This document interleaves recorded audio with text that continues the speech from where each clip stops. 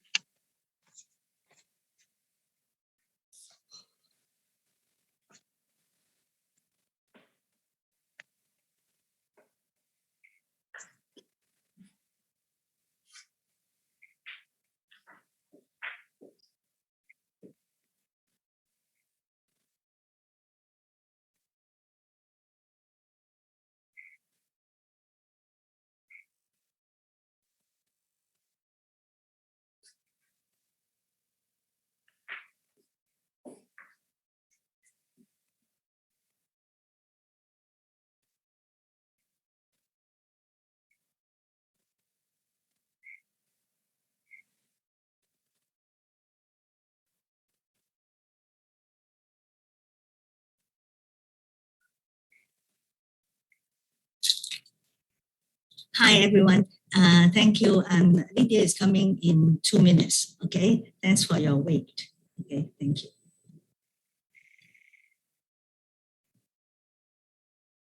And also today, after the meeting, I would like to stay for 15 to 30 minutes and then we talk about different things, right? And if you are interested in knowing the new immigrant, what should we prepare ourselves, then I will talk a little bit about that.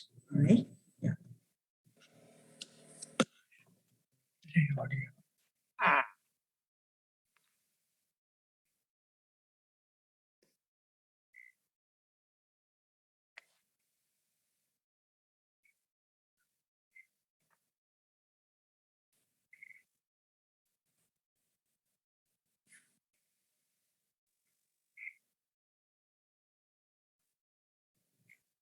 Fred, can you, okay, good, thank you.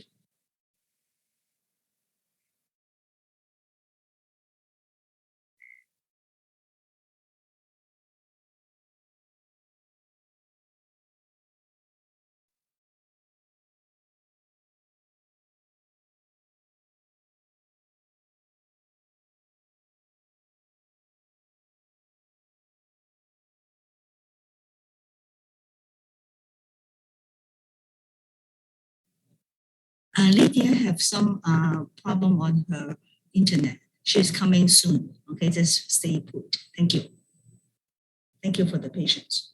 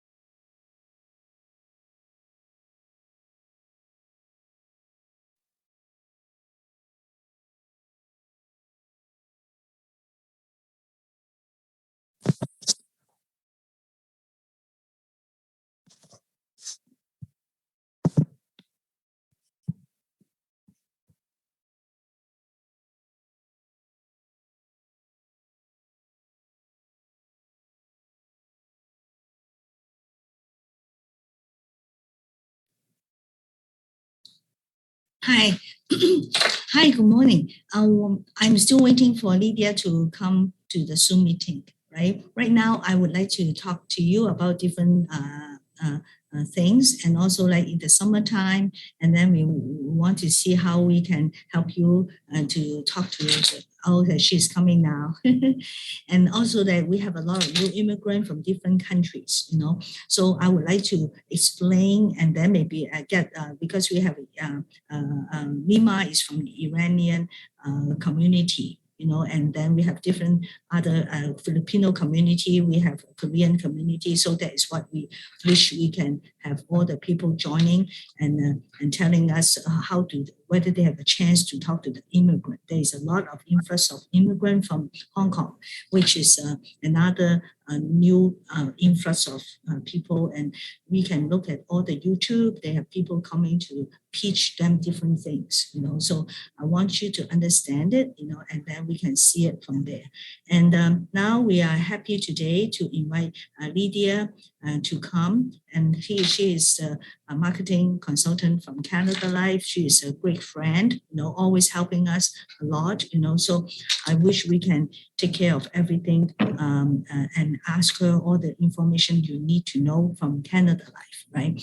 And I would, like, I have been with Canada Life for over 30 years. I would say to you that their claim department is the best. Okay, so, and also the service is excellent, you know. So this is something that why a lot of people like the brand, you know, and want to deal with them solely, you know. So let's welcome Lydia. Thank you, Amy. Hi, Sorry, you can share your screen, Lydia. yes. Sorry, there's always connection, internet problem. Sorry, I'm being late. Lydia, we cannot hear you. Oh, No, I Cannot cannot hear me? hear you, Lydia. okay. Just give me a second. Hello? Hello. Oh, yeah, it's good. Okay, It's thank you. good now. Yeah, Okay. yeah. It's not. Okay, so can you see my screen? Yes, but Oh. not in the present. This is Yeah. not in the full Is- slide. It's not. Is Yes, it now working fine? it's- Okay. Yes, that's good. Okay, thank you very much. Thank you very much. Thank you everyone for coming to my training session today. Today, our topic is about corporate asset efficiency. So basically, it is a strategy that we use when we talk to a client about corporate-owned life insurance policy. It just happened that Amy and I, we just work on a case this week, and we talk about corporate asset efficiency. And it seems like a lot of advisors have never actually used our tool that was built in the illustration software that I can show what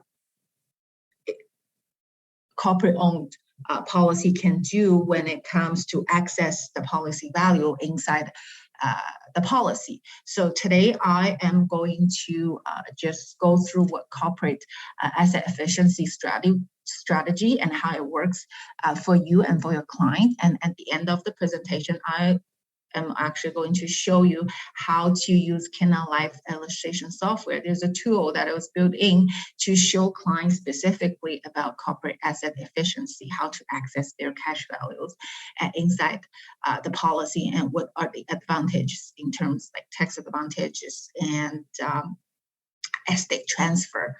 Okay, so here is so the agenda today, like I mentioned earlier, just what is corporate estate or asset efficiency strategy, how it works, what will be your ideal client, and as we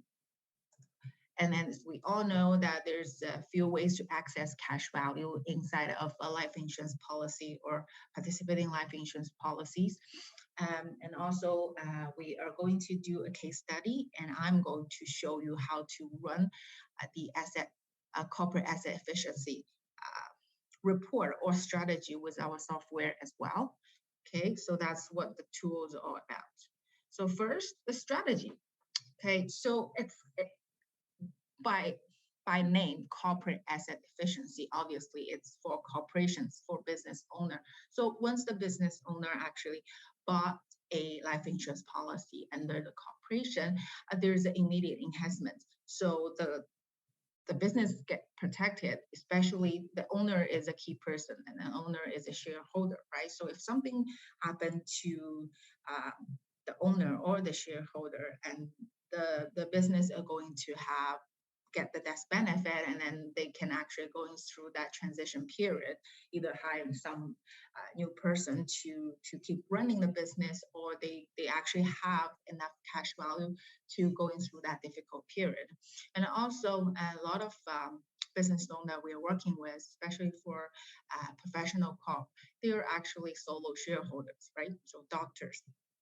So they have tons of money left inside of the corporation, and if they want to get the money out, everything is taxable.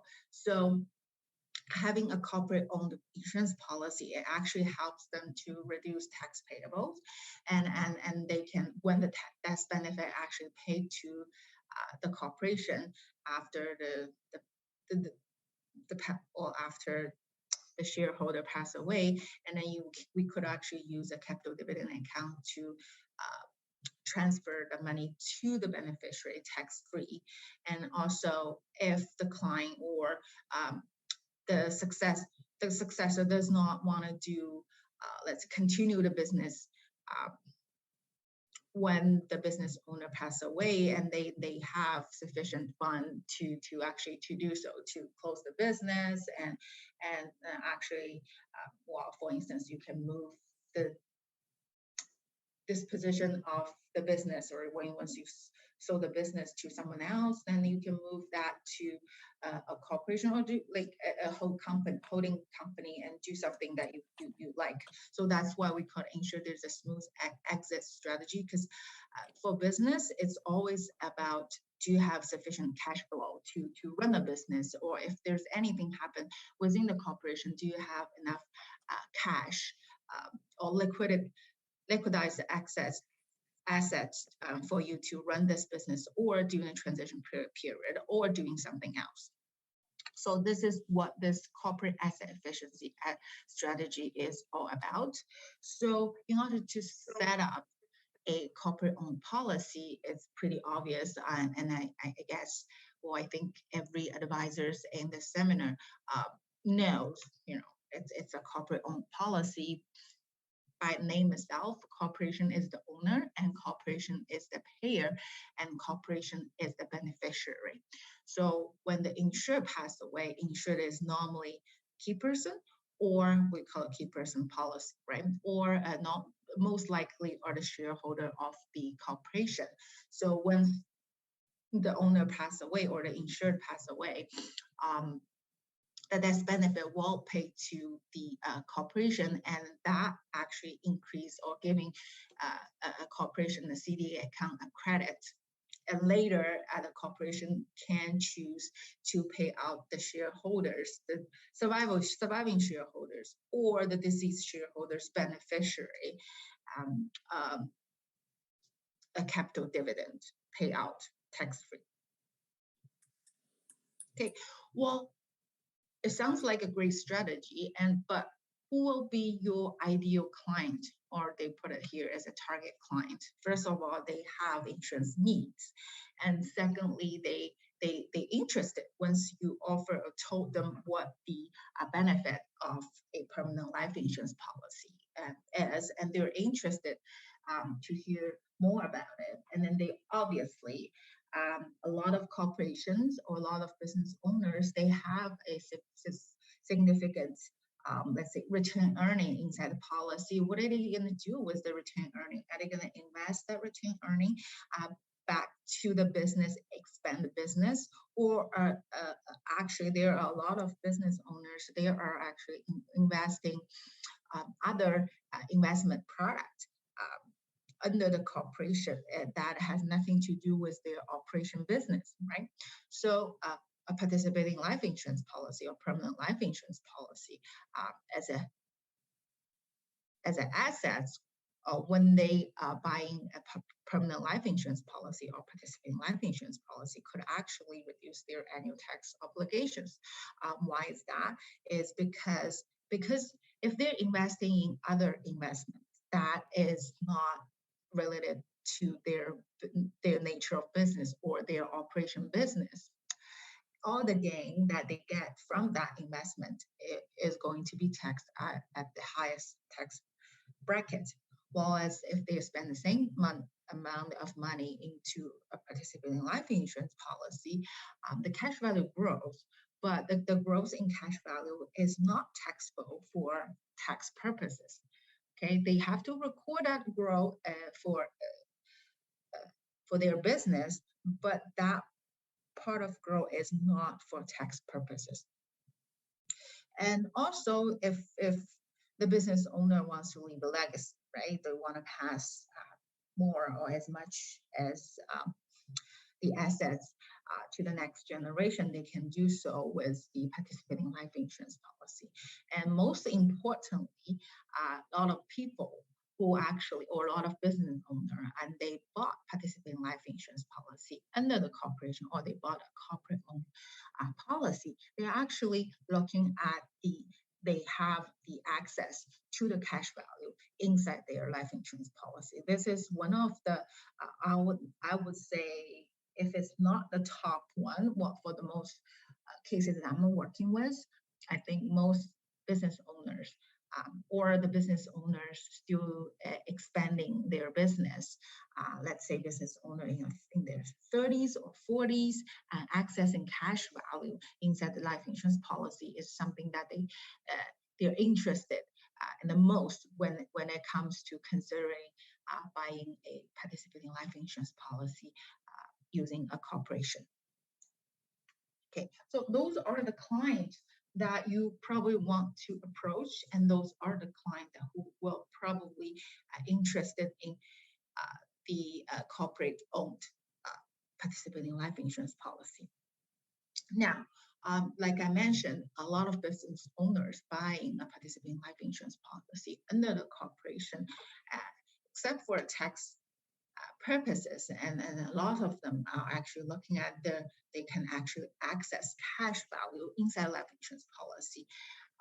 Right now, I think the last couple of sections that we talk about IFAs, immediate financing arrangements, right? A lot of IFAs were actually done by a corporate policy, and why a lot of business or a lot of new business has been done actually a lot of IFA has been done in the past 6 months or 9 months, is because most people are interested in accessing cash value inside life insurance policy.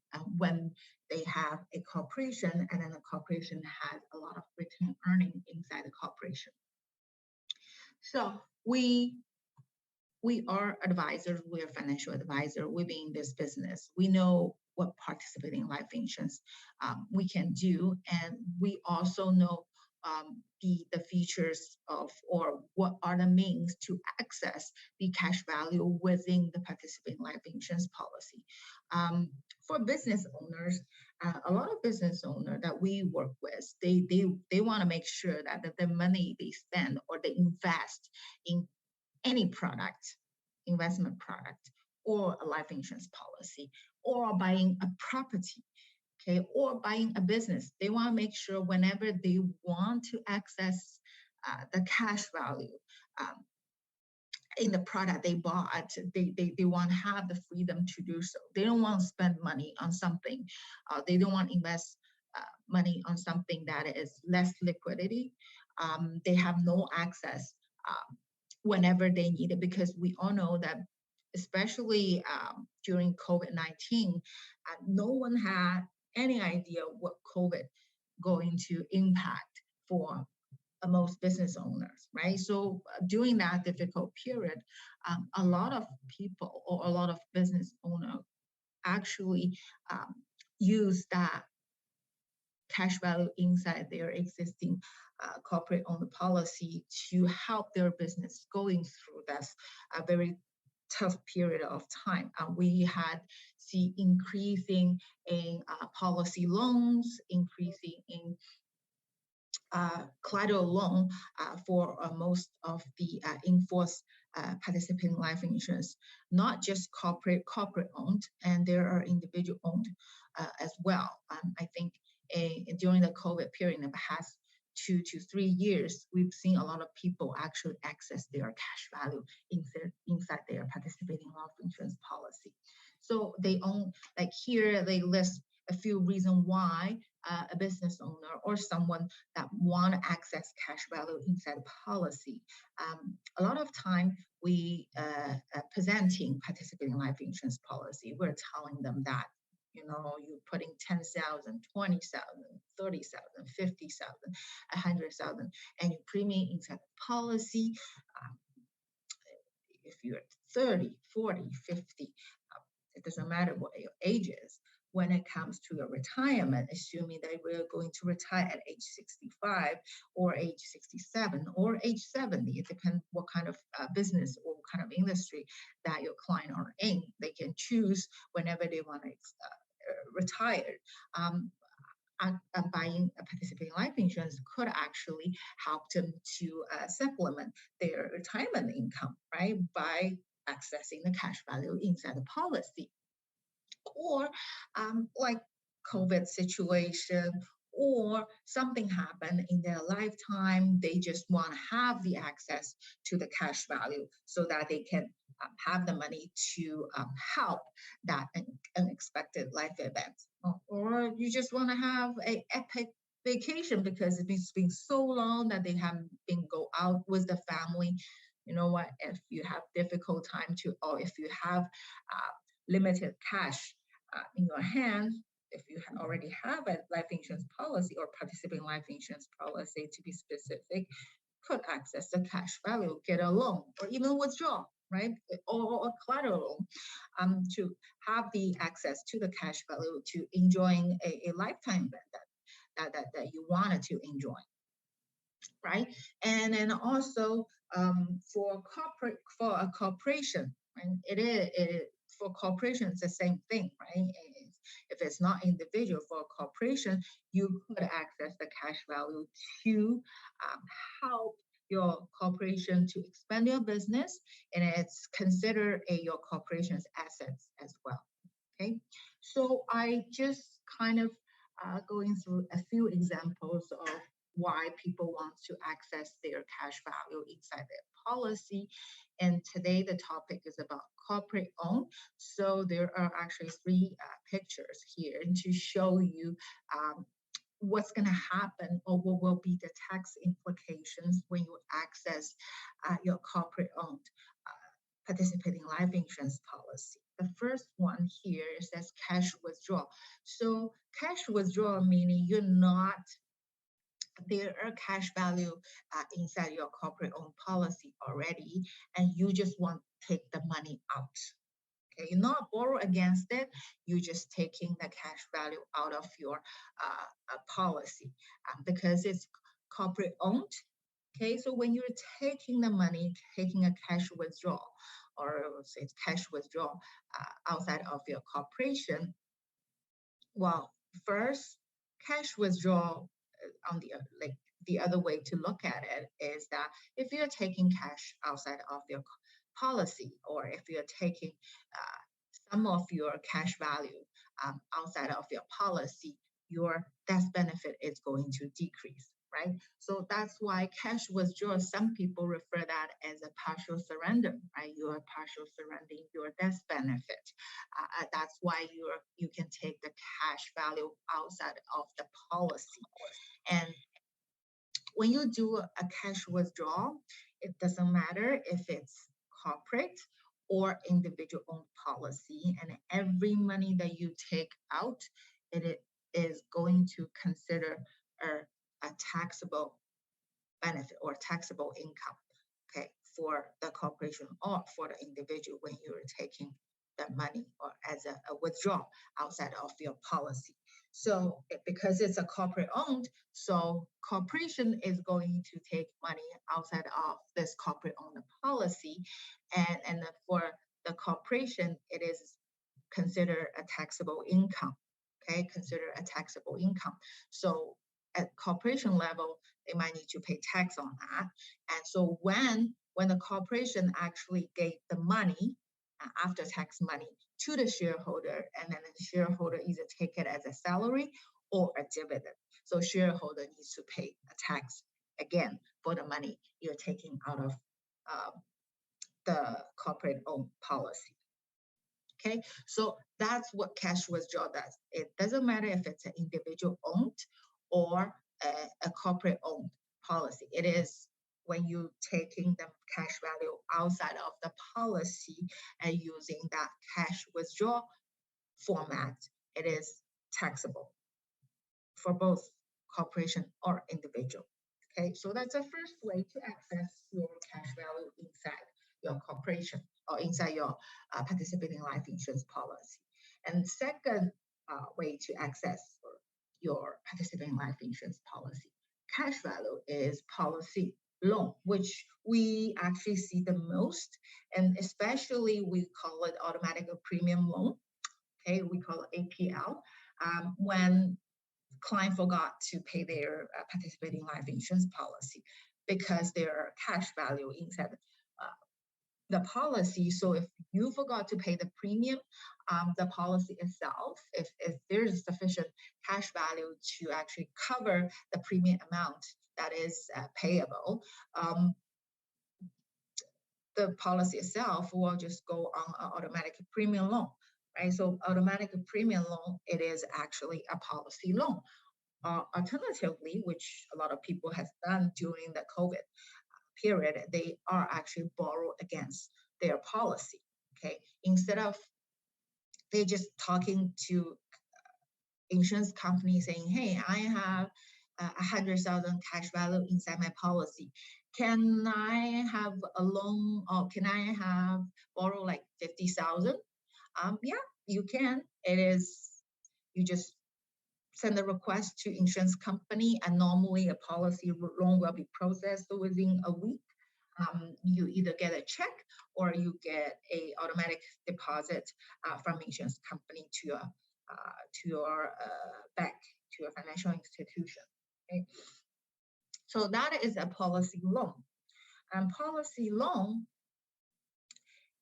it's the same thing if it's regardless if it's individual or corporate owned. So here we're talking about a corporation. When the corporation taking a policy loan against that corporate owned participating life insurance policy, the loan that the corporation receive is tax free up to the policy ACB. So any policy loan amount that is more than the ACB of this policy, the exceeded amount is considered a taxable income. Other than that, it will be considered as a tax. You don't have to pay tax on the loan portion that you borrow against your policy. Now, your corporation get the money, loan the money, right? So your corporation receive the money. If later the corporation wants to pay the money to the shareholder, then the shareholder receives money either as a salary or a dividend, then the shareholder needs to pay tax on that portion. However, when the corporation borrow money against the life insurance cash value, it is considered tax-free up to the ACB amount. Okay, so if you are borrowing more than the ACB amount, by the time you are borrowing the money, and then the exceeded amount is considered a taxable income, Okay, so the third method is the method that we talk about all the time, and it is the most popular method. Reason being is that the first one, and the cash withdrawal, the policy loan, there's always a portion that could be potentially taxable. There's taxable portion when you're doing that. While collateral loan is if it's individual, or it's corporate, because you're borrowing from a third party, or we call it a lender.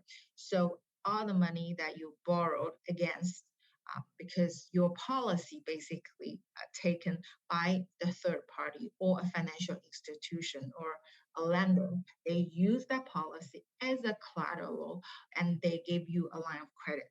They lend you money, right? So it does not impact your policy whatsoever.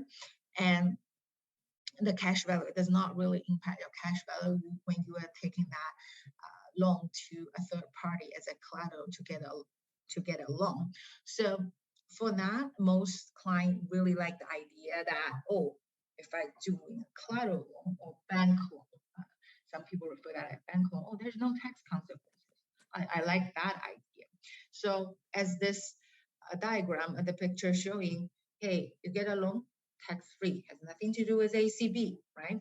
So the corporation get a loan from a third party, and then the third party gave the loan to the corporation.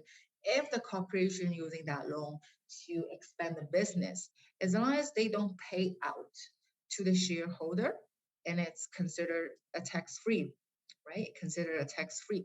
But the second that they actually pay to the shareholder, for shareholders' perspective, it's considered as either a salary, right, income, or a dividend, as a dividend to pay to the shareholder, right? So once the shareholder receives the cash, receive the payment, shareholder always needs to pay tax. It doesn't matter if it's a cash withdrawal, if it's a policy loan, or if it's a collateral loan. Cool. Okay, but at that, whatever we're going to talk about here, at that, once the insurance company cut a check as a death benefit to the corporation, the death benefit portion, like the death benefit minus the ACB, gives you increase your CDA credit. And that room, that CDA room, is what your corporation can use to pay the shareholder's beneficiary or surviving shareholder a dividend tax-free. This is how it works. So for the cash withdrawal, policy loan or collateral loan, under a corporate owned policy. Is there any question about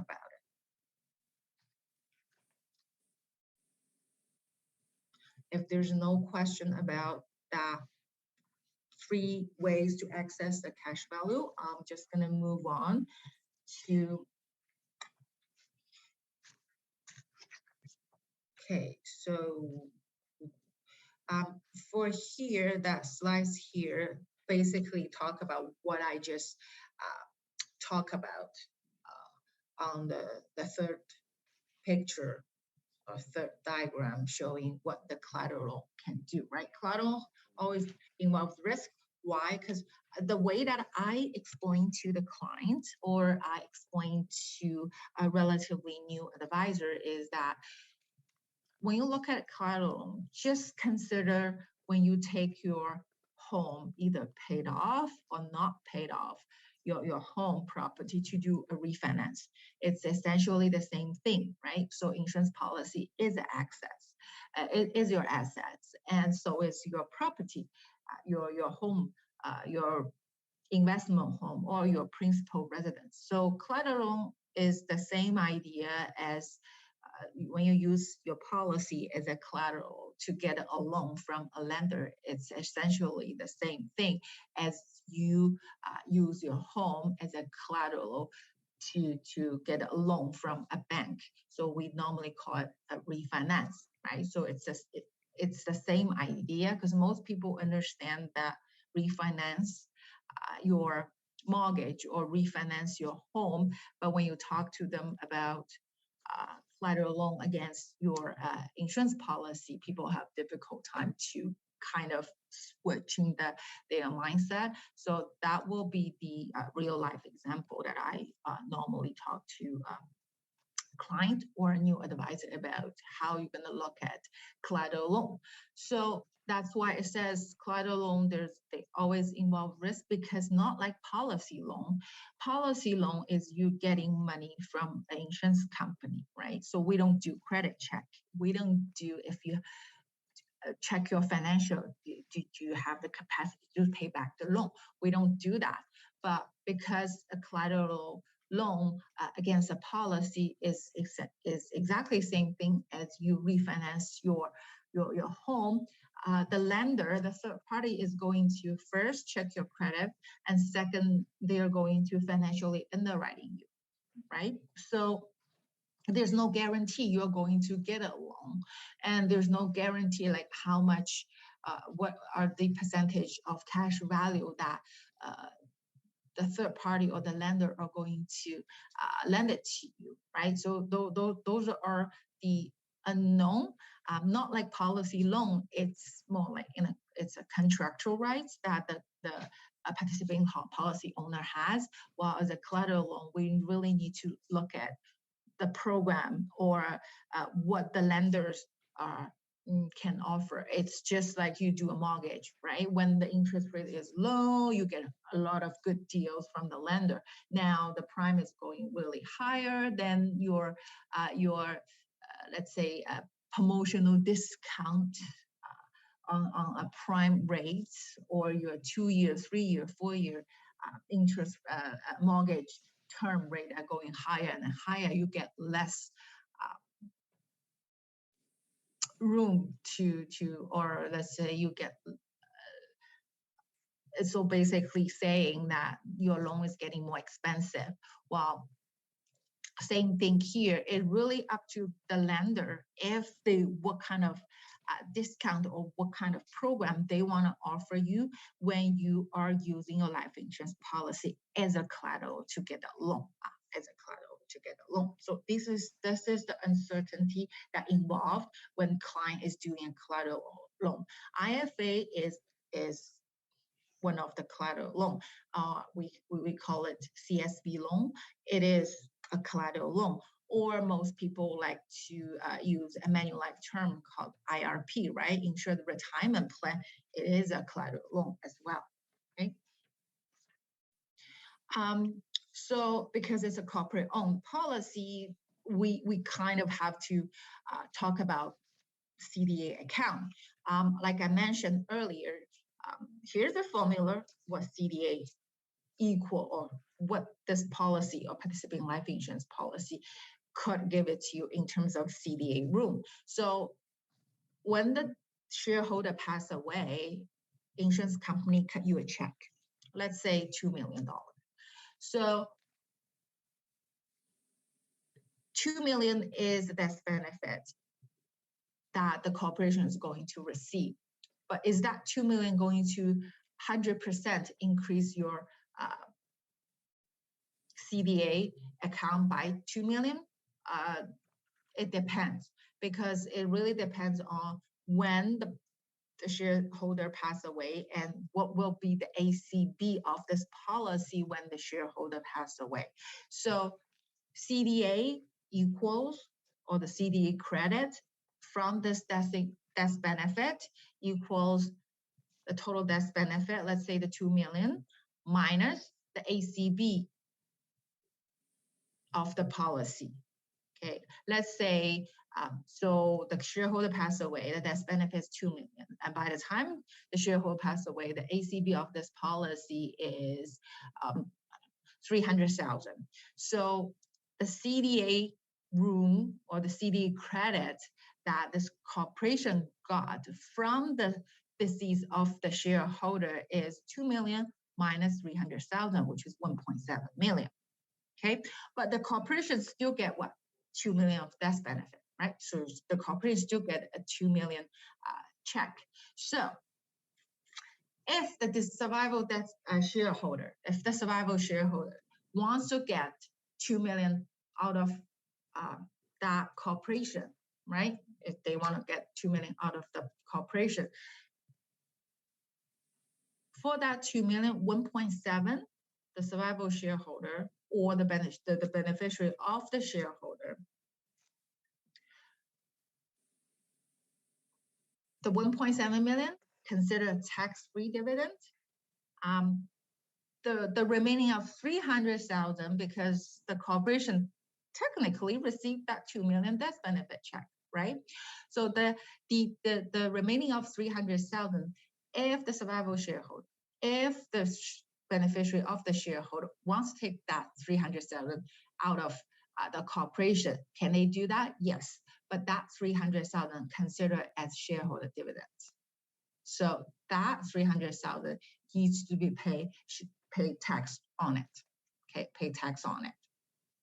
Okay, so this is how the CDA works.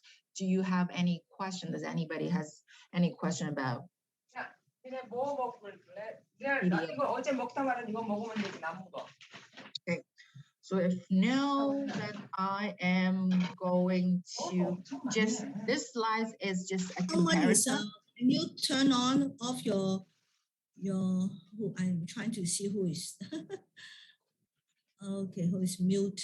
Everybody have to mute. Okay, someone is talking. Okay, sorry about that. Yeah, I think I think that is a very good understanding about the CDA and the adjusted cost. And for your information, if the client die around 85 years old, then the adjusted cost is 0. Okay, so that at that time, the later they die, the more capital account they can get it tax-free. Yes. Okay, so that is something that you can see it from the illustration. You want to see how much is the AD adjusted cost, you go to the full illustration and they have everything there. Right, yes, correct. Thank you, Amy. So this slide is actually give you kind of a summary of the different means of accessing cash value. What will be the advantages, what will be the disadvantages, and any like tax implications. Okay, so first of all, like I mentioned, if you want to do a cash withdrawal, do a policy loan, it is a contractually guaranteed because that's what insurance company offer you, right? When you do a collateral loan, it really depend on the lender, so it's not guaranteed. Okay, taxation of amount access. Well, if it's a cash, if it's a withdrawal or cash withdrawal, or if it's a policy loan, like I said, policy loan, any amount that is over ACB is considered as a taxable income. Well, but if it's a collateral loan, no. Okay, for the amount that you borrow, it's not taxable. It's not taxable income. Do you still have the control of the policy? Yes. So for cash withdrawal and policy loan, because you are dealing with insurance company, you are still the owner of the policy, and you are you still have 100% control of the policy. However, when you do a collateral loan, you basically assign this policy to the bank or to the lender. You the only rights you have is actually paying premium. Other than that, if you want to do anything about your policy, you need to inform the lender. The same thing as when you do refinance on your home, right? The same idea, right? The only thing that you need to do is pay the mortgage. But if you want to do anything, change ownership of your property, you need to inform the lender, right? You need to inform the lender. Repayment. So cash withdrawal, like I mentioned, and some people can refer that as a partial surrender, because using the word surrender meaning that you don't want this portion of your coverage anymore, right? So it's like, okay, can I just withdraw this? Okay, so once you do cash withdrawal, you cannot pay back, meaning that, hey, I want to withdraw 2,000 cash value outside my policy. Can you do that? Yes. And is there that consider your taxable income? Sure, I get it. I understand it, but I still want to withdraw that 2,000 cash value outside of the policy. Now, once you do that, your death benefit goes down a little bit, right? Your death benefit goes down too, because you partially surrender your death benefit in order to get your cash value outside of your policy. But later you're saying, hey, now I have money. Can I pay back? No, you cannot. Okay, so once you do withdraw, it's not like you're in a bank, right? In your checking account. Oh, I withdraw 2,000 today. Tomorrow I have more money at deposit. You cannot do that once you are partial surrender your policy, because same thing here. We know that if I don't want this coverage anymore, I request to surrender my policy. Once you request to surrender your policy and then later saying, oh, I regret it. 1 month later say, oh, I regret it. I don't want to surrender my policy anymore. No insurance company will let you to unsurrender your policy. If you want your policy, yeah, apply a new one. So same idea here. Once you do a cash withdrawal, because they consider it as a partial surrender, you cannot repay the money that you withdraw back to the policy. While policy loan and collateral loan, of course, because it's a loan, right? So you borrow money. Of course, you can pay back anytime you want. Tax deductions, okay? Because you're surrendering it and there's no tax deductions. You cannot deduct your tax using cash withdrawal or partial surrender. Well, for policy loan or collateral loan, it depends what you use the loan money for. If you're using the loan money to do another investment, if you're using the loan money to expand your business, that interest portion of that loan can be deducted as an expense to deduct. Okay, so that's what we call a tax deduction. Okay, so when you do a policy loan or collateral loan, it really depends on what you use for the loan amount or loan money that you borrowed against your policy. Then the interest portion of that loan can be deducted as expense. Okay, so we call it tax deductible. Okay, and the last is there. So the credit to capital dividend account is not reduced at death. Okay, so if you do a cash withdrawal, it's going to be reduced. Because why? Because your death benefit decrease, right? Because your death benefit decrease. Of course, it reduces your credit to the CDA. Okay, well, when you do policy loan, it's the same thing, right? Because when you do policy loan, because you're loaning against your policy and you get the loan from insurance company. Let's say we are using the previous example. if the death benefit is 1 million, and you have a 500,000 loan, so insurance company is going to deduct that 500,000 policy loan and give you a check of 1.5 million instead of 2. Right? We're not talking about, and then back then the ACB, and then we talk about ACB and stuff, right? So just ignore ACB for now. Just talk about loan. If by the time the client passes away, the client has a policy loan with the insurance company, so instead of paying a 2 million death benefit, insurance company is going to pay back the policy loan first and whatever is remaining, and then cut a check to the corporation, right? So if the corporation has a policy loan with an insurance company that it was 500,000, then the insurance company is going to only cut you a 1.5 million check instead of 2 million check to the corporation, right? So that's why by doing a policy loan, CDA account is going to be reduced. For collateral loan, no, it does not impact CDA. Why is that? Why? Because you are not, say I'm using the same example. So the client passed away. The death benefit is supposed to be 2 million. Insurance company is still gonna pay you a $2 million check, right? But then you got $2 million check. The lender, the bank is going to take $500,000 out of it. But from insurance company's perspective, I give you a check of 2 million. So your CDA is still 2 million minus 300,000 ACB. Okay, it does not impact the CDA credit. Okay, so that is why collateral loan is the only loan that does not impact your CDA credit.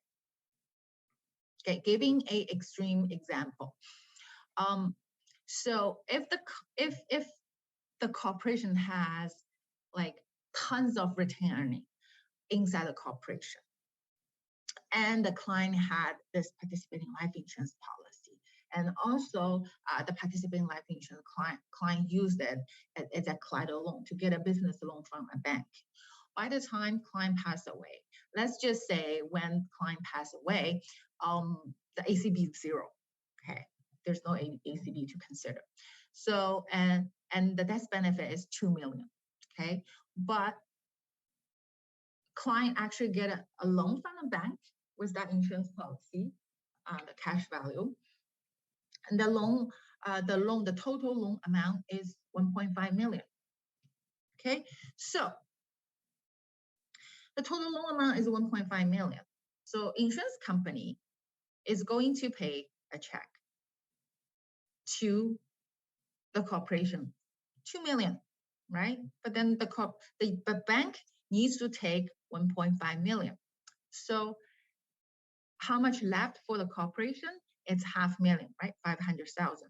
But what will be the CDA from this transaction? Remember, ACB is 0. What will be the CDA for that? The CDA is still what? 2 million. Okay, so for that part, if the corporation has a lot of retained earning inside the policy, and just assuming there's no other CDA credit for this corporation, the survival shareholder or the beneficiary of this shareholder could actually take 2 million cash outside of this corporation tax-free. That's what the CDA can do. And even though people think, oh, I bought the insurance policy and I used that insurance policy as a collateral loan, now there's only $500,000 left cash to pay the corporation, and I used the 1.5 million already, right? So what do I have? Well, yes, your corporation only have 500,000 check or cash left from this insurance policy, but the beneficiary of this shareholder could actually take 2 million cash outside of the 2 million cash from the corporation to themselves tax-free. Okay, so this is something that a lot of time people don't realize that. They're, oh, I only have $500,000, not so much left. So to extreme case, let's say they use 90% of the cash value or the debt spend, there's only like 200,000 left. Or you're saying I can only get 200,000 from the corporation tax-free. No, you get 2 million from the corporation tax-free, but only assume that the corporation has a lot of cash for you to take out. If the corporation is not running well, there's not much cash left. At this time, you probably don't have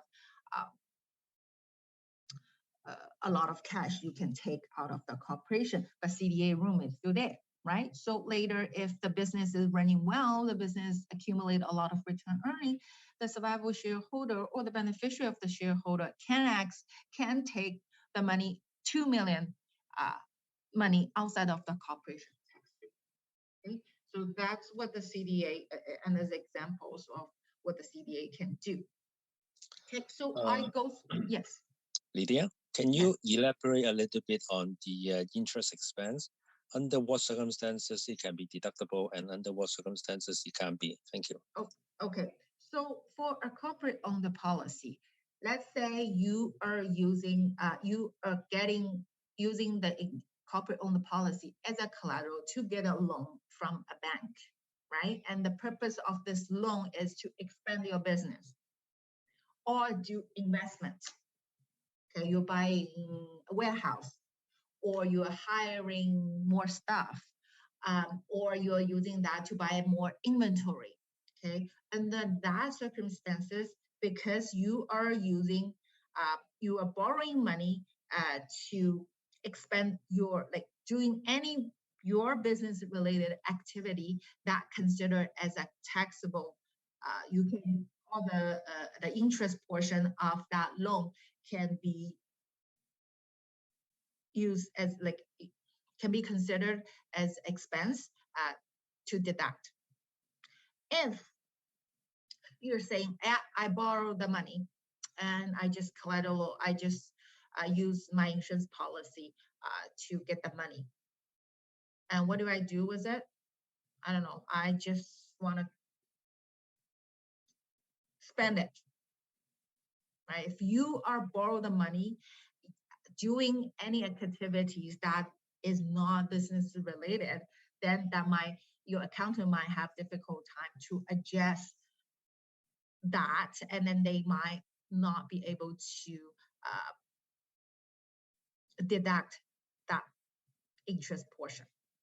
So that's the bottom line, and that's the idea of under which circumstances it can be considered as expense to deduct, and it cannot be considered as a tax to deduct.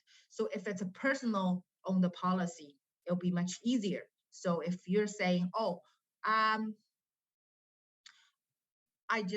don't know, I have no income, but I have a jumbo policy.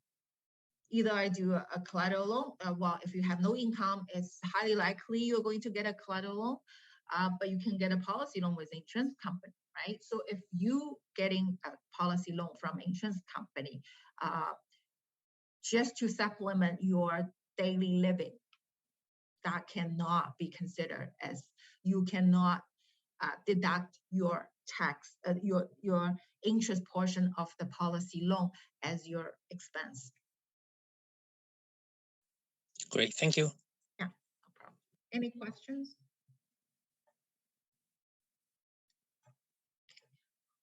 So the last OBD, normally we call case study, right? So the case study is not, it's just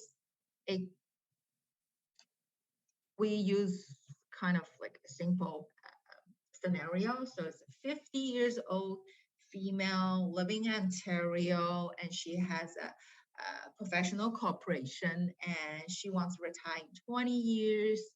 And now what she wants to do is to invest 50,000 every year from the retained earning of her corporation. And because she's 50 years already, and she does not want to do all those, let's say, aggressive investment portfolio. So she was thinking about putting into a fixed income portfolio and have a 4% of kind of guaranteed rate of return, guaranteed interest rate. Okay, so this is a regular old professionals. I wouldn't say old. 50 is not really old nowadays. It's just so this is the case that we use here. So Michelle, she does have a medical practice, and she also has term insurance policy, and it's a corporate owned.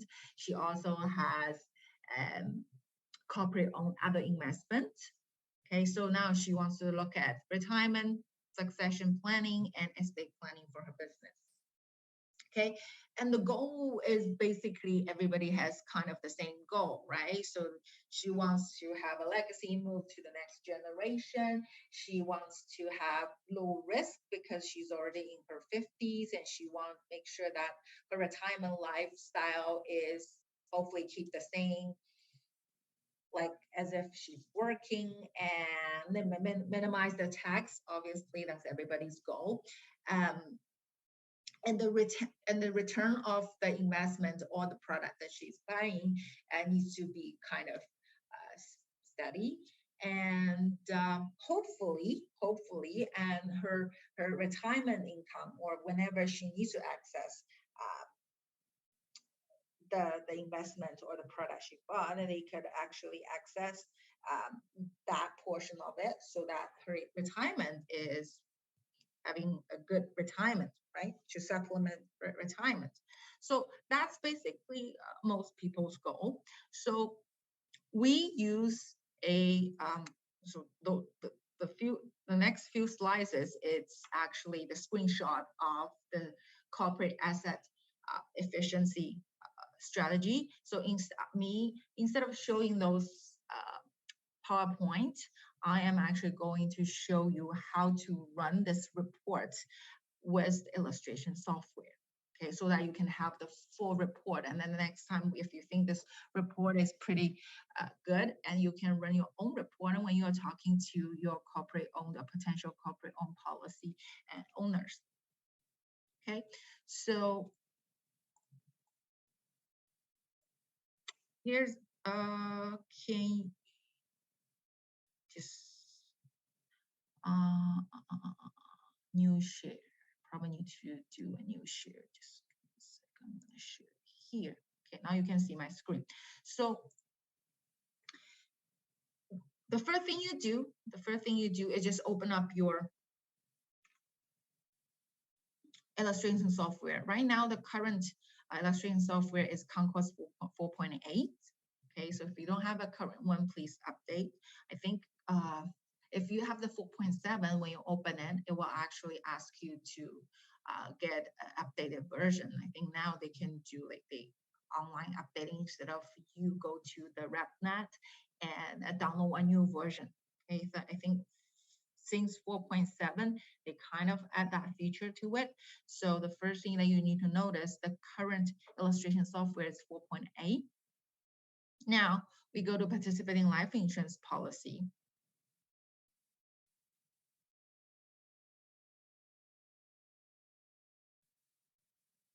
So when we finish this training session, and when you have time, you can go home and play around with this strategy that we talk about and just run a few illustrations. So here is the client, female, 50. Because she wants to retire in 20 years. So we do a Wealth Achiever Plus Max 20. So your question will be, why can't we do a State Achiever Plus 20? Remember, a lot of people, and especially she's not young, right? She's not 20 anymore, or she's not 30 or 40 anymore. So we would normally recommend Wealth Achiever for business owner. One of the reasons being is that because Wealth Achiever offer you early cash value, right? Starting from year one, you actually have like about 70% of cash value for the amount of premium that you put into the policy. So those are something that business owner really like. Remember I said, because business owner, they don't know when they need the cash, right? They want something that they want some kind of investment product that they could access the cash from this product. They're investing or they are buying anytime they want, because we don't know. Every business owner want their business to grow and grow and grow and as they planned, but things doesn't always work the way that we planned. Okay, so that's why for business owners, especially for old people in their 50s and 60s, they might want to have access to their cash value of the policy. We use Wealth Achiever product. Okay, Wealth Achiever product. So for this case study, because the client is planning to put money aside or they plan to retire in 20 years, so we use Wealth Achiever plus Max 20 instead of estate, because estate in the beginning, the first 5-10 years, you basically have not much money or not much cash value to access. Okay, not much cash value to access. So Wealth Achiever plus 20. So for this client, she already said, I want to put what 50,000 from her retained earning to an investment product, or to invest every year for 20 years, right? So for this, we're using premium amount. Okay.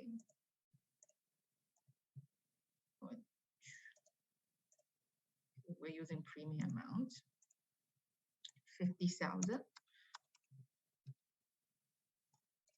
Right, 50,000 every year. So for this client, female non-smoker 50, if she's paying 50,000 a year, she can get a coverage, Wealth Achiever plus 20 pay product. She can get 1.2 million of life insurance product coverage, 1.2 million coverage, right? So this is the first thing. Okay, well, you're like, everybody knows how to run an illustration software. Of course you do, right? So this is the first thing. Now we run the illustration software. What if I just click a view report, then here you go, that's just a regular illustration, right? Everybody knows what to do. If I want to run something, we just want to show what's going to happen if the client wants to access cash value in the future, right? Or at the retirement, because remember, the goal is to hopefully enhance or potentially access the cash value to supplement her retirement, right? So what we do, the first thing we do is once we run the illustration, we go to report option. Okay, at the right bottom corner here, there's two buttons here. One we call export data, one called strategy. Right? There are two ways of doing it. Either you go to strategy, find the strategy, which is corporate asset efficiency, or you do export data first. Either way works. Okay. For me, I normally do export data first. Then you see that little window pop out saying the illustration data is now available for use in a strategy illustration. To refresh and open a strategy illustration, return to Microsoft Excel and reselect the import data. Okay, so once you see this window, you just click OK. Now what we do, so the data is already exported for your strategy Excel to use, right? That's what the window is talking to you about. So here, now we go to the strategies. Okay, so here are the strategy Excel that you could use. There are a lot. If you have never used a strategy before, whenever you have time, and hopefully after today's session, you can go there and take a look. So today, our focus is about corporate asset efficiency, right? Asset efficiency by all means that how you're going to use your money more efficiently, right? You're putting money into a product or investment, and now you have a life insurance policy. At the same time, you could borrow the cash value inside the policy to do something else, to expand your business or do something that you're enjoying to do, right? So that's a part of what we call asset efficiency. So here it's in the corporate strategy, and here's a corporate estate planning with income, right? With income meaning that you are accessing the cash value. This is the individual strategy. So there's same thing here, asset efficiency. That's for individual policy. Okay, so this is for corporate policy. Okay, so here that's a corporate asset efficiency, right? Okay, so here, just, sorry, I'm just gonna minimize the window because obviously I did not run the illustration properly, right? Because I run that as an individual. So because it's a corporate, I need to add an owner to the policy here. Do a corporation, I'll just say ABC Corp, right? And that person is owner so that it has the information on it, that's all. Client ABC owner, okay, and I add a client, which is that female 50. Okay, now I have two persons, right? One is the owner and second is just the insured. Okay, now I have two, so that, well, the reason I do that is so that when the report showed up and it actually has a corporation name on it instead of just a person. Okay, so and then go coverage. It's the same thing. Remember what I do? I go to report option, right? And that export data and go this and I open strategy, right? And I go corporate asset efficiency.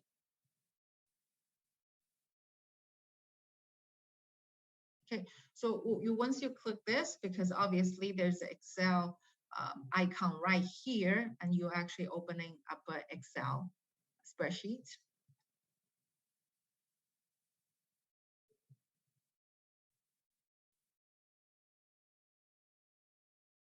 Okay, so this is the Excel spreadsheet that you are going to see once you open it. If this is your first time using it, I think there's a signal here saying you enable the content or enable edit if this is the first time you're using it. But obviously, this is not my first time using it. That's why the security something it's not here. Okay, so if this is the first time using it, I think there's a security message here. So you have to click that enable editing or something here. You have to click it so that you can change the data here. Okay, so first thing we do is to choose the province because every province has different tax grid. Okay, and also once you choose the correct province, then you do export data, right? So you just do this import, sorry, not export, import data.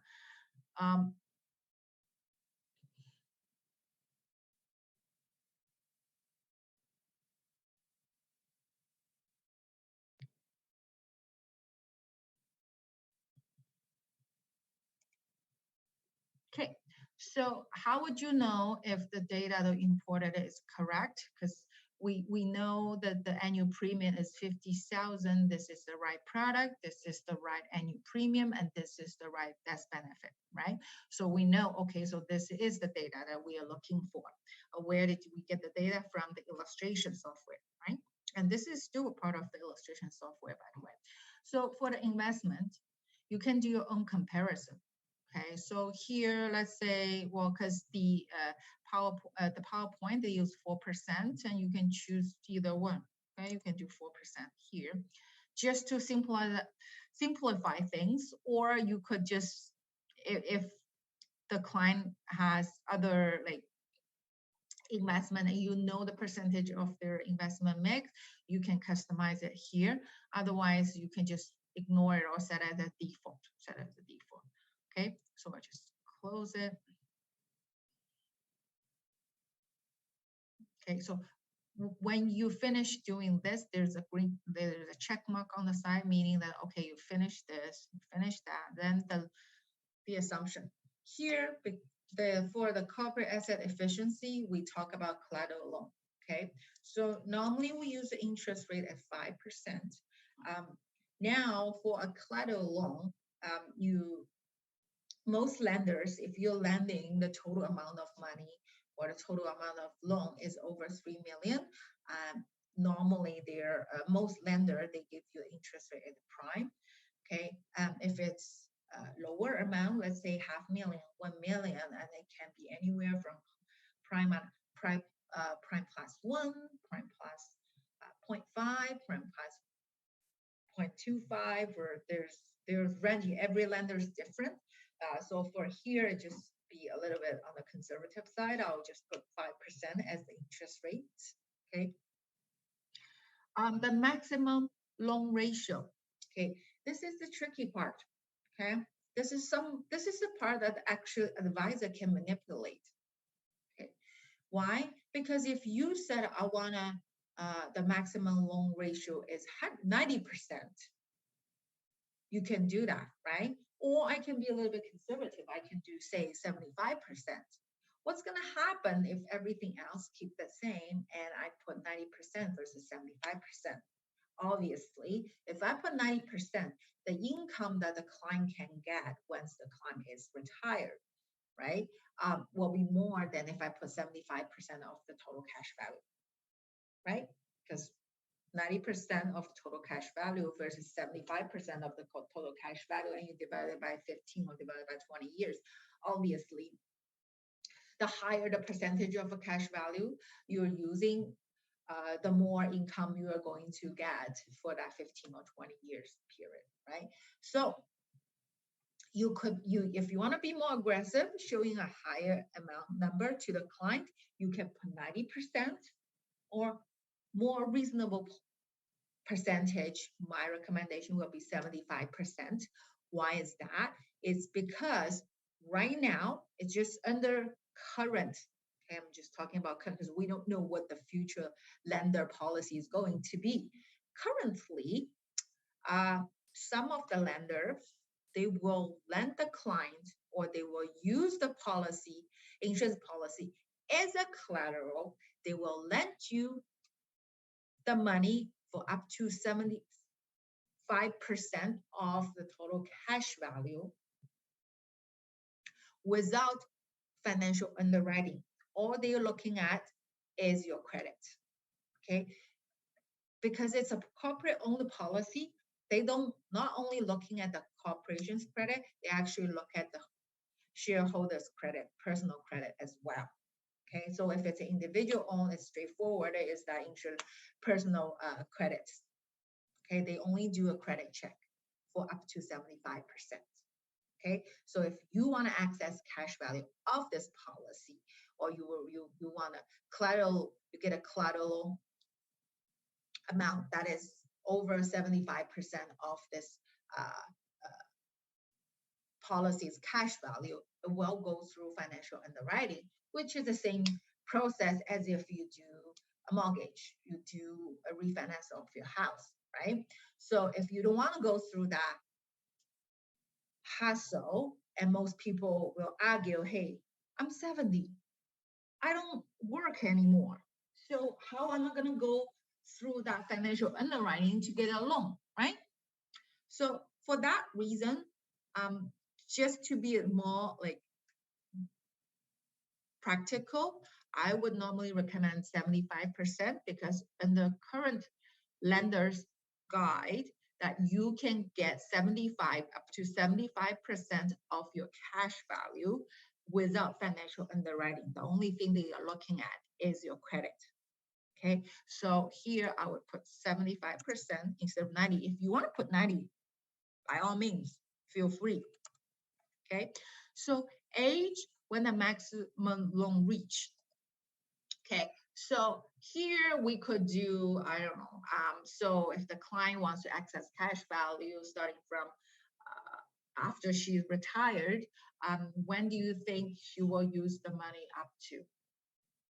We normally use age 85 or age 88, age 90, or if you want to, the illustration looks much better, you could do age 100, because if you put age 100, you probably don't see negative amount, okay? So it's up to you, and here, I just want to make this report look better without that negative amount, meaning that without at the end of after 85, you will see additional collateral required, which most client does not like to see. Okay, so I can do 100 to start with, and later I'll show you a 90 so that you can see what I meant by that.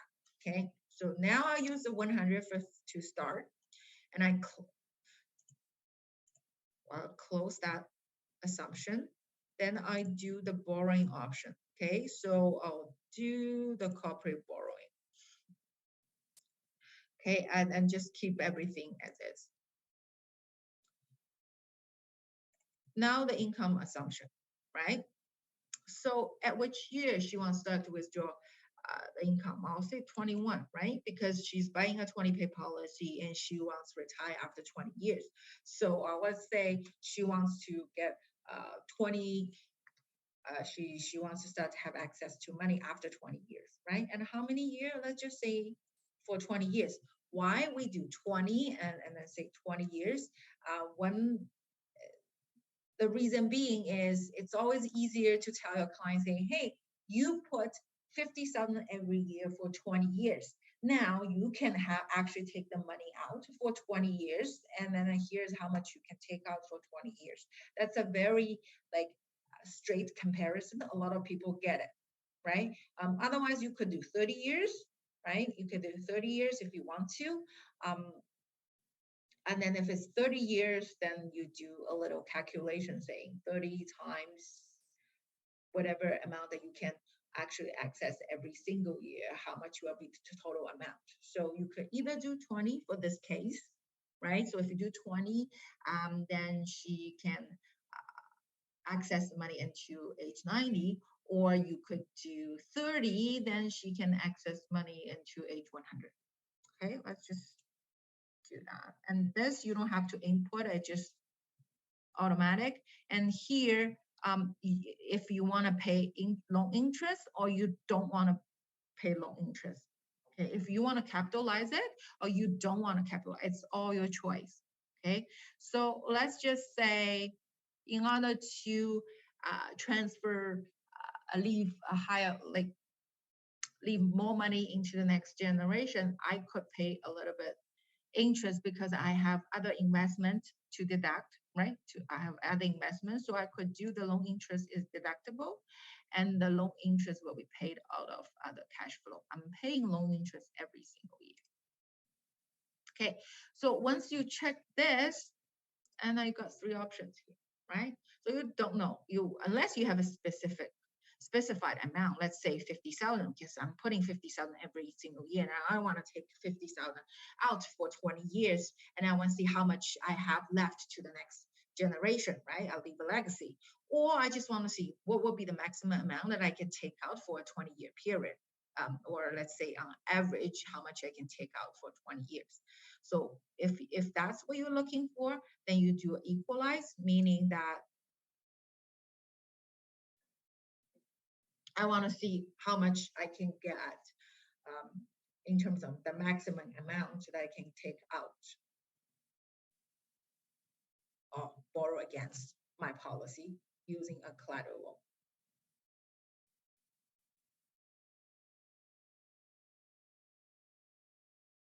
Okay, here you go. This is the amount, right? So it's saying that, okay, you're paying 50,000 a year, and after 20 years, right after you finish paying this policy, and the next year that your corporation could actually borrow money from your insurance policy. If you average it out, you can get $116,961 every single year for 20 years. Okay, so then you close this, and here you can print out a report. Now, this is the tricky part. Okay, so I do the detailed client report, so because you want to see what's inside, right? So later, it really depends on what you want your client to see and how comfortable that you use this report, and what will be your sales strategies when you're talking to client about this corporate asset efficiency. There are a few reports that you can choose. And here I just do a detailed client report so that I can quickly go through it. You will see what's inside the report. I wouldn't do preview. It's just because if I do preview, the report will be open under this Excel format, which it doesn't look nice. It's not user friendly. So I normally do a print, and I print to a PDF. See, if you do preview, this is what your report is going to look like under a Excel, right? So I'm gonna just print.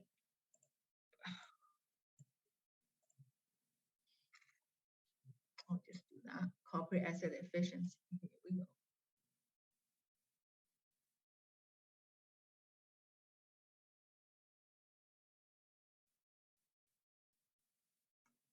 Okay, done. I'm gonna go open the report I just printed. Okay, so this looks much nicer than Excel format. Now it's in PDF, right? Okay, so this is the first page. Okay, so this is for ACB Corp because it's a corporate owned, right? If I did that's why when I run illustration, I add a corporation's name. You just let your client feel that it's more for their corporation. Okay, that's all. So, and then the next page, okay, the next page is all the assumptions, right? So the client is a female 50, non-smoker, and she's paying 50,000 annually, buying a Wealth Achiever Plus a 20 pay product. The initial death benefit is 1.2 million. Those are the tax assumptions because she's living in Ontario, and we use the highest rate for individual corporation.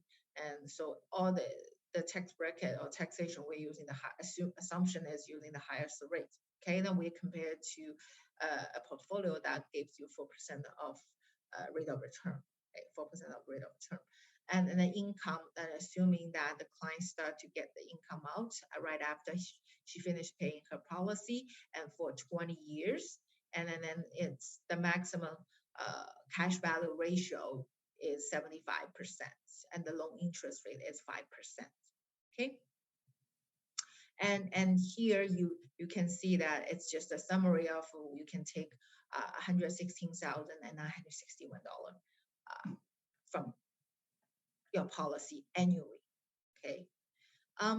So that's it's not your individual can take it, it's the corporation. That's something that you got to remember, okay, because it's a corporate owned policy.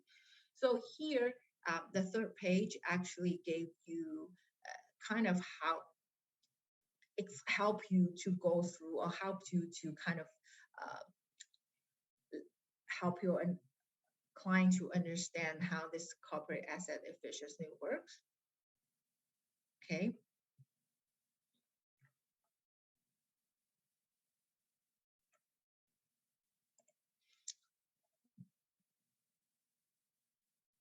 And what this participant life insurance could do for you in a high level. First, it says guaranteed cash value will not go down, right? So guaranteed is guaranteed. And the PAR portfolio or PAR fund was being managed by an insurance company.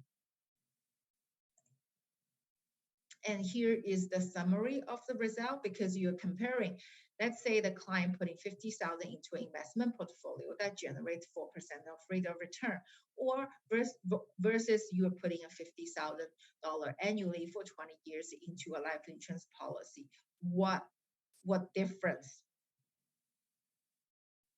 between these two investment decisions?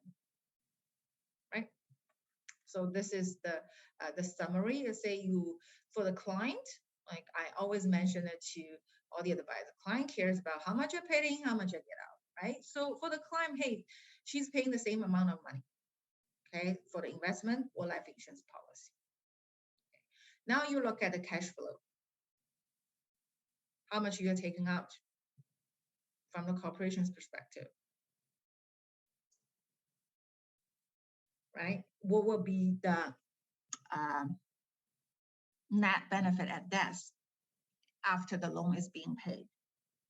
Okay, so after the loan is being paid, the client can still get that much money, right? And how much will be the capital dividend account? Over 3 million.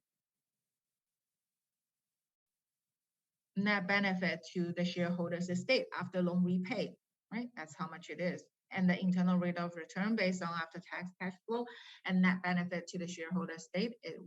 If you do investment, it's 1.99. If you're doing insurance, it's 3.8%.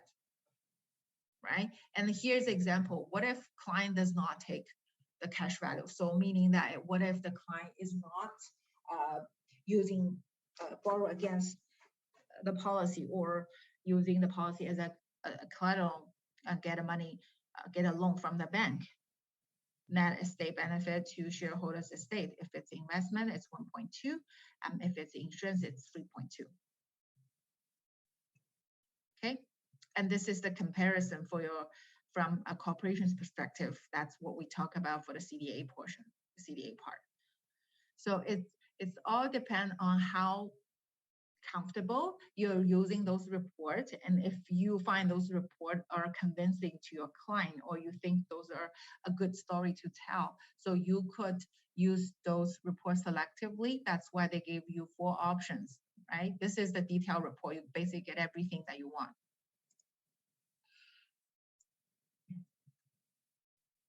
And then the next page is the tax advantage. So here, if you're buying an insurance, right, and versus you're doing other investment.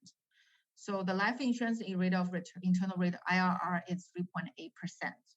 So in order to generate exactly the same result as the life insurance would generate, your interest, if you're putting everything inside an interest earning investment portfolio, it will require you to have a rate of return of 11.7, almost 12% every single year in order to have the same effect as what life insurance would give it to you. If you put all the money into a 100% investment portfolio, that gives you the dividend rate of return, and you have to have that portfolio that generates 8.14% every single year. Every single year for the 80, in order to have the same result as for 40 years, in order to have the same result as the life insurance will give it to you. Same thing, if it's capital gain, you have to have 7.55 every single year in order to generate the same result that the life insurance policy would generate. Okay, so and then the next few page will be all the details, right? So here you can tell that this is the comparing proceed of tax advantage life insurance with corporate health investment. So this is corporate health investment. This is life insurance. So same thing, the client investing 50,000 into an investment, right? And after 20 years, starting from year 21, and the client started to taking money out of their corporation, okay? Taking money out of their corporation for 20 years, okay? For the investment, they can only take out 12 years, and that's done. They have no more money to take out, right? But for a life insurance policy, you can do, because we did 20 years. Here you go, exactly 20 years. And after 20 years, right? After 20 years, Michelle, the owner, still have 1.2 million of death benefit to the estate, passed to the next generation. Okay, so she has access to that much money for 20 years, and after that, she still has left 1.2 million. Okay, so and then here are the really detailed review, and it has all those, let's say, accountant terms saying, hey, now that's how much cash flow to the corporation from the loan, and this is the annual interest charged to the corporation, and then the loan repayment or interest paid. Okay, there's a corporation loan balance. Okay, and this is, remember we say up until age 100, it will reach to the cash value of 75% of the total policy cash value. This is what this percentage loan as a percentage of cash value means, and the total death benefit, and there's a CDA here, there's a net death benefit to shareholder, meaning that you use that much money, you know what, that's how much your beneficiary is going to get as a death benefit. Okay, this is CDA. CDA means that's how much money that you can take out, the beneficiary can take out from the corporation tax-free. Okay, it doesn't have to be the money that insurance company give it to you, right? If you have any other cash, any other assets that you want to take out, you can take out, for instance, here, you can take out 1.9 million of the cash outside of your corporation tax-free. Okay, that's what the CDA is about. So those are all the detailed page right here, collateral loan. This is comparing to the investment. If you're not putting that into a life insurance policy, you just put 50,000 every single year into an interest generating investment for 20 years, what's going to happen? So those are all the detailed data that you can show it to your client. So this is what Canada Life illustration software, that's it's there, and you I don't know if you ever used it, but it's something that we have it ready for an advisor to use if you want to show your business owner about this corporate asset efficiency strategy. And this is the full report that you can use and to show it to your client. And I hope it is helpful, and I showed you how to run the strategy or the report today. And if you have time, please do go home and practice a little bit. You could do an individual one, because the individual one is just like, the individual one is right here. Okay, asset efficiency. This is the corporate one. If you want to say, hey, I want to show you the retirement planning, right? And then you could use the estate transfer too. So these two are essentially the same thing. This is more focusing on how much you could use and how much you can transfer to the next generation. That's why they call it estate transfer. They're essentially using the same idea, but the focusing on different, using different angle to talk to client about access your cash value inside of your personal owned policy and what you have left to your beneficiary. So when you have time, you could feel free to play around with this individual owned asset efficiency strategies or calculators, or you can just do a corporate one, just like the one that I showed it to you. Okay, so this is basically the end of my presentation today. Is there any questions? I have one question. Yes. About the maximum loan. Remember that you mentioned that is either is age 100 or 90 or 85, and you put 100. What if I put 85? Would they have higher loan or lower loan? You will have higher loan if you put age 85. If so I can get higher loan, right? Yes, you just have a higher amount. Or alternatively, you do 90%. If everything else is the same, you get higher amount. Higher value, right? Yes, higher amount, higher annual amount. Yeah, higher loan amount. That means an 85, I'm not no longer going to get any loan. Am I right? So that means that at age 85, let's say using the example that we use, we are saying the maximum loan ratio is 75% of cash value, right? So if you put 85 and at age 85, the loan that you use is already reached to total cash value of 75%. So if you want to still keep this loan, bank may require additional collateral, right? Because you're... Okay, remember that we take the cash flow is only 20 years, up to 685. Yeah. So after 85, I'm not going to take any loan. So can I put the maximum loan year to be 85? Yes, you can. So because I'm not going to take any loan after 85. Yes, yes. Okay, yeah. So there is a lot of things that we can play around. Thank you very much, Lily, right? And then I give you one idea about how I compete with other banker, and I found out that some banker, in order to get the case, they are very aggressive. So a lot of time when you want to do a comparison, you get the other thing, other person illustration, and you can come back to us and we can have a look for you. And see whether it is. I was seeing someone who put the loan percentage to 100%. Because they say I'm a TD bank, we are private banking, we can give you 100% of the loan. That's why they illustrate higher value. Okay? And also the maximum loan amount they put it. Also show high everything that they stop getting the loan, that they stop from that time. Okay, and the interest payment, so the client do not see, and also deductible. Everything is there because for the interest deductible, you have to get enough investment for them to deduct the interest, right? So that is something that is a lot of condition, but in order to they don't tell you. They don't tell you. But this is a very advanced session today. But I really appreciate Lydia have a very good explanation.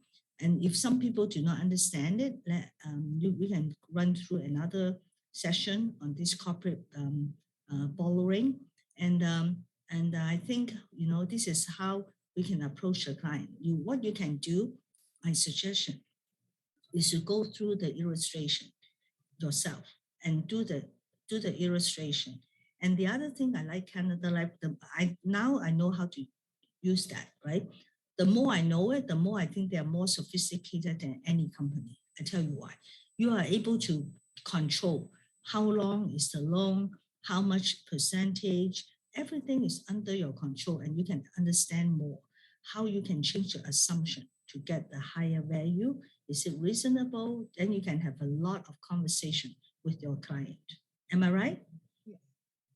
It's just because it's a Excel, and a lot of people don't like Excel. When they see it, they just get frustrated, right? Well, if they put something else without letting people see it's Excel, sometimes it just makes things easier because essentially other insurance company, when they do a corporate retirement planning or whatever, the back end is the same thing. It's Excel running it, right? You just don't see it as Excel. While us, you just see it as an Excel spreadsheet. Sometimes people just don't like it. No, but the way you teach us is to go to print and also go to PDF file, and then you can get the nice looking yes. file. Don't look at it. And that is the trick. So we go to print, and then you choose the PDF file, and then you to put it there and put a tick, and then they will run the nice table. Yes. That is some trick that when you run the Canada, right? And Lydia already tell us, right? Otherwise, if you don't do it, you just do the preview, then it would not be nice. Okay, I think that is really good. And they have a lot of other concepts from Canada Life, right? So what we can do is go to review it. And after Lydia, I will show you one of my cases, that I did, so people can look at that as well, right? Okay, Lydia, thank you very much, Jamie. Thank you so much. Thank you. Bye-bye. Bye-bye. Okay, I want to share something with you guys, just to an idea how we approach a client. So when I go to see the client, I have the illustration, right? So I prepare the illustration. This is from Canada Life, right? The whole illustration, explain to them how it works, right? So how this whole life work, and that is the illustration, straight from illustration. Then I prepare the retirement income, right? These are enhancement and no enhancement. So this client do not need the cash initially, so I can use the estate. If the client might need the cash, we should use Wealth Achiever, okay? Because they can get the cash in a shorter term. So I use that, the same thing that she taught you guys today. And then I found out that it is a very good when you do the comparison, everything is very careful. When I do the corporate investment, I ask my client, what type of investment you think you are going to do? Because in the default, they put everything in the interest, so sometimes I use 25 interest, 25 capital gain, 25 dividend, and 25 defer capital gain. So I make it more realistic for your investment. And then if that is the case, all they do is to have a longer time that you can get the 74,000. The way we did it here, we at that time we used the 4%, as the interest, so you have to pay more tax, right? So my client will look at that, and also I will also show my client. Then you can also look at this file, to see what is the benefit of doing this, right? So it is much easier for the client to see. You have the 1 million annual payment, and then the cash value 65 for your collateral, how much you can get, so then this is just a summary of what we can do for them, right? And after that, they will say, okay, that will be good. Whether you pay 259, you have 2.6 million, So there is some summary, I just break down all this information into a summary, And that is something that, or if you don't do it, you can just remember what you can explain to the client, right? So you have to do an illustration, do a retirement explanation, and summarize it. So that is how we sell it to the client when they have a corporation. But remember to ask them whether they have the cash, they need the cash now, or they need the cash later. Okay. Any other question on that? But I think the only thing you can learn is to go to the illustration and do it yourself. Otherwise, you won't able to learn it. I do it myself, then I understand more. Okay. So please do it. Otherwise, you are wasting for 1.5 hours. You won't able to do it. I think like the more I know, I found out Canada Life is very friendly, and not friendly, but then very thorough in the analysis. Number two, and Canada Life also have another very good thing I want people to pay attention is the tax. Then they can calculate the capital gain. There's a lot of immigrant, a lot of like Iranian, Korean, Chinese, they all like to invest in real estate. So with the Canada Life illustration, we are able to show them the tax, what's that called? The tax group, okay? Then you are able to see, okay, I talk about the calculator. I talk about that all the time, the tax worksheet. The tax worksheet that you are able to enable it. And it was such a good worksheet that you put all your assets in and you are able to see how much tax you are going to pay. Okay, you have to go through this with the client. Then you know exactly what is the total tax payable when you have the second death. This is the way you sell a last to die policy. Okay, otherwise people don't see it. You keep on saying that this is a good policy, you can get that. People don't see it. The most important thing, you have to find out their need, their problem, and then you give them a solution. The most important thing, one thing a lot of people miss about this one is the capital dividend account, where even though you borrow the money, you can get it back completely, right? So I always use that to show my client how much they can get it from the corporation and how much, and they like this is not update. Right now, the lifetime capital exemption now is 2014, 900,000. I think 2020 it comes to 900. No, it's 800,000 for 2014. It's 930,000 in 2022. Okay, you can go to Google and find out the rate. So if the client have qualified business corporation shares, that means CCPC share. If they sell it, they are able to get that, right? And then they are indexed. This amount is indexed for inflation by the government. So you can see right now it's almost 930. I think by the time your clients die, they might have 1.5 million. So there is the way you can also explain that to them. So this one sheet of paper can show a lot of things with the client. So try it yourself. So this is something that I want people to really analyze the cash flow with the client, analyze what they have. If they have they have new immigrant, they will bring a lot of money in.